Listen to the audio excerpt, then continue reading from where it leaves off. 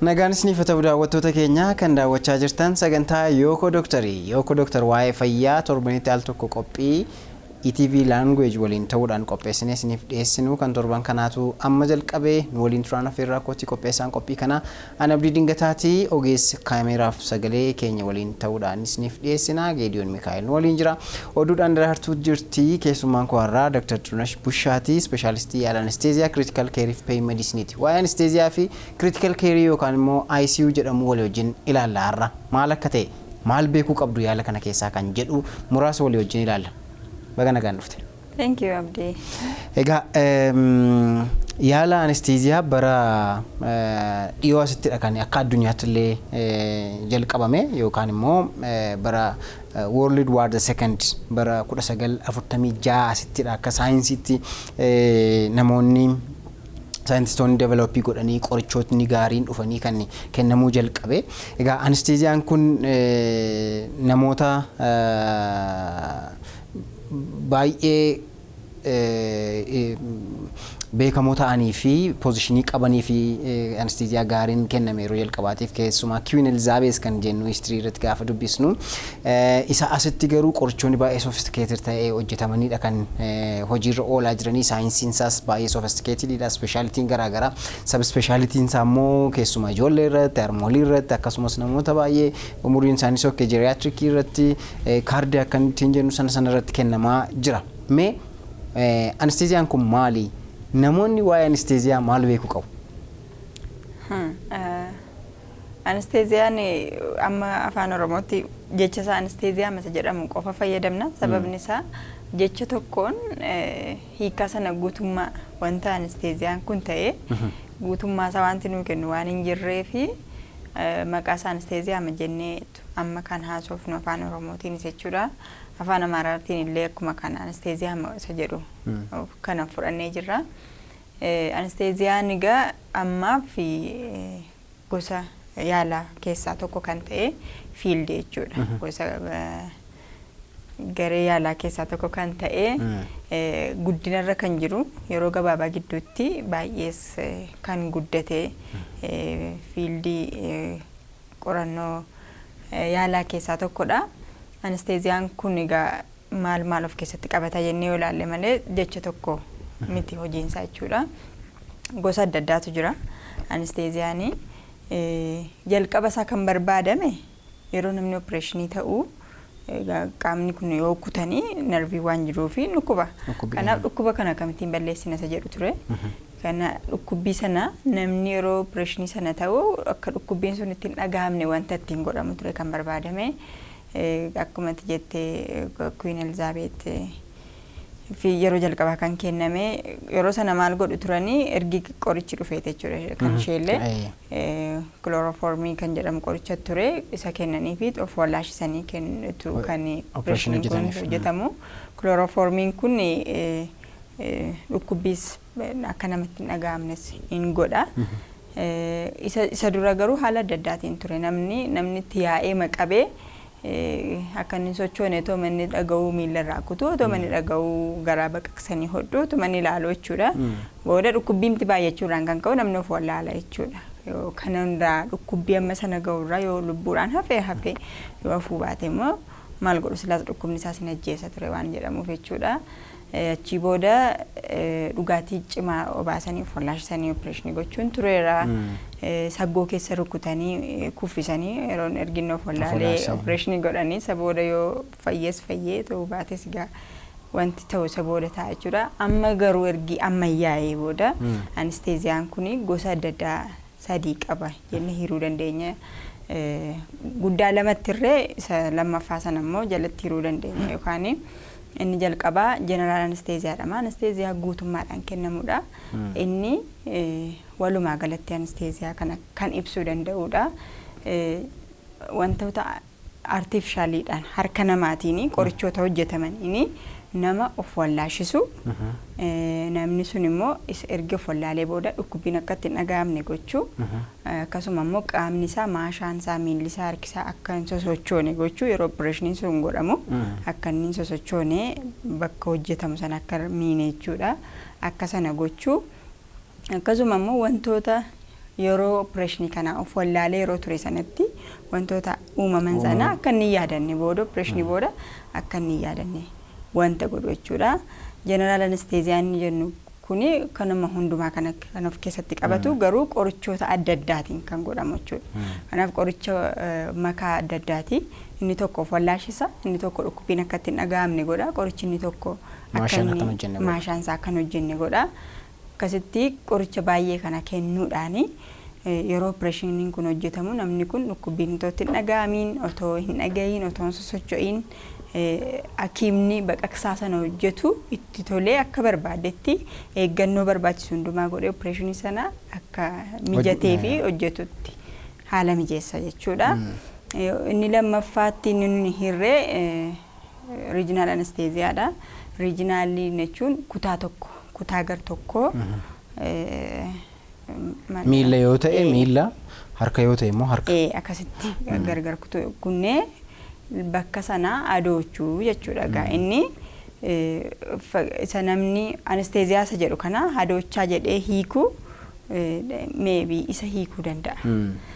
Maal yoo barbaachise gara mudhii gadi yoo ta'e mudhii gadi guutummaan isaa akka adoochu gochuun ni danda'ama. Yeroo sanaa fi dhukkubbiin ittiin dhaga'amu sosocho'uusi. Kanaaf amma opereeshiniin sun dhumutti ergi dhumees booda sa'aatii muraasaa sa'aatota muraasaaf akka sanatti kan inni ittiin turu jechuudha. Inni regionalii irraa branchii jechuun damee kan gochuu dandeenyu lookaaliin jira.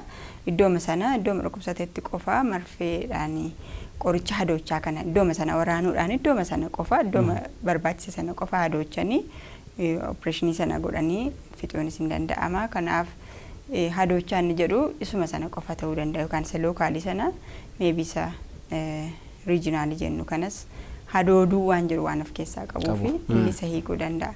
Kana achi garuu kun fiildii baay'ee bal'aa ta'ee garuu akka kanatti guddachaa kan jiru ammallee guddinarra kan jiru fiildii yaala keessaa tokko jechuudha. Egaa namoonni anesthesia fudhachuuf deeman keessumaa namoota opereeshinii ta'uuf deemanidha biyya keenya keessatti. Opereeshinii gosa kamiyyuu ta'uu danda'a. Xinnoo irraa kaasee amma opereeshinii gurguddaatti namoonni yaala kana isaan barbaachisu anesthesia fudhachuun dirqama ta'a. Akkasumas namoonni garaagaraa dhibee sammuu wajjin wal qabatee ICU keessatti barbaachisuu danda'a gosoonni anesthesia garaagaraa. Haa ta'u malee namoota opereeshiniidhaaf deeman waa'ee anesthesia maal beekuu qabu? Keessumaa anesthesiaan yookaan immoo opereeshiniin baay'inaan ta'u kan harmooliiti. Inni itti aanu immoo kan emergency kan ittiin jennu jechuudha. Gosa garaagaraa ta'uu danda'a. Balaa tasaa ta'uu danda'a. Akkasumas immoo garaa ciniinnaa garaagaraa appendicitis ta'uu danda'a. Isaan kana ta'uu malu. Mee walumaa galatti namoonni opereeshiniif deeman waa'ee anesthesia maal beekuu qabu sirriitti xiyyeeffannee sagantaa keenya biraatti dabarra. Egaa akkuma yaala sakamii akkuma qoricha sakamii wanti faayidaa qabu miidhaas qabaachuu danda'a. Anesthesiyaan immoo yaala keessaa baay'ee faayidaa haa qabaatu iyyuu malee miidhaan isa wajjin dhufuu danda'us jira. Kumaatama keessaa tokko lama ta'uu danda'a kun mudatu garuu rakkoowwan isaa wajjin wal qabatanii dhufan jiru. Kanaaf of eeggannoo baay'ee godhu. Ogeessonni anesthesiyaa kanarratti hojjetan baay'ee of eeggannoo godhu. Al tokko tokko garuu namni otoo hin beekiin yookaan dhibee qabu dhoksuudhaan yookaan wanta kanaan dura irra ga'e dhoksuudhaan yookaan qoricha fudhatu dhoksuudhaan ta'uu danda'a.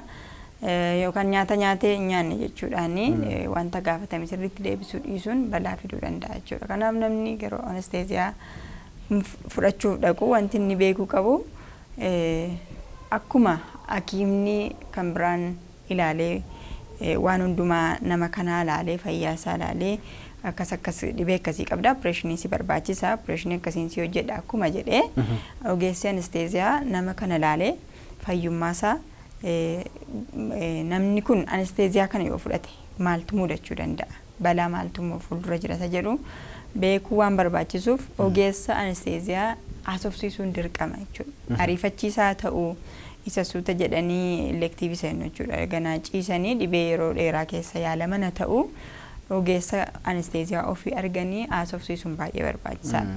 Ogeessa kanatti immoo maal himuu qabu yoo jenne ogeessonni kun waan gaafatan qabu wantoota isaan gaafatan kana tokko tokkoon deebisuu sirrii deebisuu barbaachisa jechuudha. Nyaata nyaatan saatii meeqatti nyaatan maal ture wanti nyaatame jiru dhugaatii yoo ta'e maal dhugee ture akkuma kanammoo wantoota amaleeffannaa qorichoota yeroo dheeraa fudhatan ta'uu danda'a. Qorichoota nama si'eessanii wantoota akka caatii wanta akka tamboo kun baay'ee barbaachisoodha anesteeziyaa keessatti balaa uumamuuf jiru irratti baay'ee iddoo qabu waan ta'eef dhugaa isaatti mu barbaachisa. Kana dura maal dhukkubsatee beeka qoricha maalii fudhatee beeka qorichoonni isaan fudhatan maal irratti fidan fakkeenyaaf qoricha tokko fudhatee namni tokko dhaqna irratti shifeetti yaasee ta'uu danda'a dhaqna hooksisee ta'uu danda'a sun nama anesteeziyaa fudhachuu dhaquudhaa fi opereeshinii ta'uu dhaquuf baay'ee seenaa barbaachisaadha jechuudha. Nyaatonni nuuf hin taane jiraachuu danda'u. Namni tokko nyaati garaa keessan teenyeef jira yookaan yoo nyaati kan dhaqna hooksisu jiraachuu danda'a. Kanaaf nyaatota kana beekanii himuu barbaachisa. Kanaaf rakkoo fayyaa kana dura qaban wanta isaan mudate isaan qofa otoo hin ta'in maatii isaanii first maatii keessaa firooma baay'ee walitti dhiyoo jechuudha. Abbaa haadha obbolaa baay'ee kan itti dhiyaatu maal ta'aniiru balaa namni tasa du'e jira dhibeensaa otoo sirriitti hin beekamiini ammuma qabamee amma kan du'e yookaan tasuma du'ee kan argame jira kun baay'ee seenaa barbaachisaadha. Namni dhibee onnee qabu yoo jiraate dhibee kalee dhiibbaa dhiigaa dhibee sukkaaraa dhibee sombaa namni qabu maatii keessa yoo jiraate nama isa kana sirriitti ilaaluu barbaachisa jechuudha. Dhukkuboonni tokko maatii keessa dhiigaan daddarbu jechuun sanyiidhaan daddarbu waan ta'eef dhukkuboota akkasii sirriitti gaafatamu jechuudha. Waan barbaachisaa ta'aniif gaafatamu kanaaf isa kana sirriitti deebisuu barbaachisa. Namni kana dura opereeshinii dhaqee beeku immoo gaafa isa kana dura opereeshinii ta'ee anesteeziyaa akkamii fudhatee anesteeziyaa sana wajjin wal qabatee maaltu rakkoo akkamii mudate dafee dammaqee moo hin dammaqiin ture moo ICU galee moo sirriitti dhukkubbiin itti dhaga'ameera moo gaafa anesteeziyaa sana fudhatee opereeshinii ta'uu wanta yaaloon ogeessonni fayyaa godhan dhagaa ture wanti inni yaadatu jira. Al tokko dhaga'uun yaadachuun danda'ama waan ta'eef waan yaadatu qabaata jedhu sirriitti deebisuu danda'uu barbaachisa. Kana himaneennaan dubartiin ulfaagaa guyyaa yeroo garaatti baastu kaastee itti yaaduutu irra jira. Yoo opereeshiniidhaan hin ta'e jettee sirriitti itti yaaduu barbaachisa. Miixattee dawuu barbaadde anesteeziyaa keessa filannoon jira akka ciniinsuun ishee dhukkubbii malee ta'u wanti kennamu amma saayinsiin babal'ataa waan dhufeef epidural anesteeziyaa kan jedhamu jira isaan miixattee dawuu dandeessi. Yoo opereeshinii ta'uu qabdi jedhan immoo filannoon isa kam akka ta'uu qabu sirriitti ogeessa ishee wajjin haasa'uu barbaachisa jechuudha. Kana himuudha achi booda guyyaan isaa gaafa dhiyaatu akkuma kana yookaan halkan sana qorichoonni fudhatamuu qaban barbaachisoo ta'uu danda'u qoricha sana sirriitti fudhachuu barbaachisa. Wanta fudhatan sana immoo ogeessa sanatti himuu qabu. Kana godhaniinnaan rakkoo dhufuuf jedhu amma tokko hambisuun danda'ama. Kanaaf kanneen kana utuu hin dhoksin ogeessa isaanii wajjin mari'atanii ogeessa wajjin furmaata qaban baay'ee barbaachisaa ta'a jechuudha. Egaan daawwattoota keenya turtiin keenya har'aa waa'ee anesteeziyaa gochaa jirru kan hangammaa ture. Boqonnaa booda gaafa walitti deebinu immoo ICU kan jedhamu maal jechuudha inni akkasumas immoo yaalli ICUdhaan deeggarame akka biyya keenyaatti maal fakkaata koronaan maal nutti mul'ise kan jedhu walii wajjin ilaallaa oduu qindeessinee qabnaa daraartuun oduun dhaggeeffachiisti. Boqonnaa biraasa booddee walitti deebinaa turtiin keessan ammas Yookoo Doctor waliin ta'uu gaaffii kamiyyuu yoo qabaattan immoo 724 irratti bilbiluudhaan doktoroota keessan dubbisa.